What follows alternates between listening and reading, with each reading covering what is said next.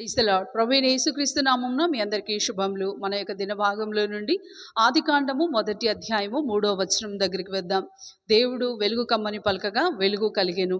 ఆయన మాటలో ఉన్న శక్తి, ఆయన మాటలో ఉన్న సామర్థ్యత గురించి మనం ఇక్కడ చూస్తూ ఉంటాం.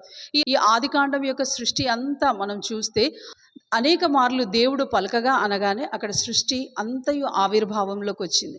కీర్తనలు 33 148లో మనం చూడగలం. ఆయన ఆజ్ఞాపింపగా దాని ప్రకారం ఆయను, ఆయన సెలవీయగా దాని ప్రకారం పుట్టెను అని.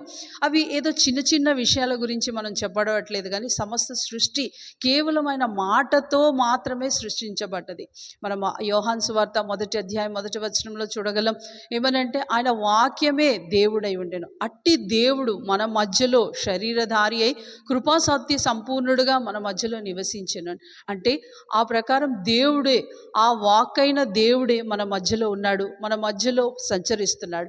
అట్టి దేవుడు పలికినప్పుడు కేవలము జలములు మాత్రమే కాదు, జలచరములు మాత్రమే కాదు, సమస్త ఆకాశంలో మాత్రమే కాదు, మన వంటి పాపి అయిన మన బ్రతుకులను కూడా బాగు చేయగలిగిన సామర్థ్యత ఆయన వాక్కులో ఉంది. ఒకవేళ నీవు కూడా ఆ వాక్కులో ఉన్న అద్భుతము చూడాలి అనుకుంటే మనం ప్రతి దినము ఆ వాక్కు దగ్గరికి రావాలి. ప్రతి దినము ప్రభువా నా అవసరత కొలది మాట్లాడు, నా పాపం పోవునట్లుగా, ఆ చీకటి పోవునట్లుగా నాకు సహాయం చేయని నువ్వు దేవుని యొక్క వాక్కు దగ్గరికి వచ్చి ప్రతి దినం ప్రతి సమయం నువ్వు అడిగిన ఎడల నీలో ఉన్న ప్రతి చీకటి దేవుడు తీసేయగలిగిన సామర్థ్యుడై ఉన్నాడు.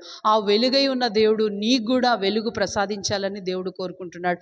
రండి ప్రభు దగ్గరికి వద్దాం. ప్రియమైన తండ్రి, యేసు ప్రభు ఘనమైన నామంలో దేవాని యొక్క మాట చేత సమస్త సృష్టి ఏ విధంగా అయితే సృష్టించబడ్డదో, నిరాకారము ఏమాత్రం పనికిరాని వారమైన మా జీవితంలో కూడా దేవా నీ వెలుగును ప్రసాదించమని ప్రార్థిస్తూ, నీ వెలుగుతో మేము నడుచున్నట్లుగా మాకు సహాయం అనుగ్రహింప చేయమని ప్రార్థిస్తూ యేసుక్రీస్తు నామంలో ప్రార్థిస్తున్నాం తండ్రి, ఆమేన్.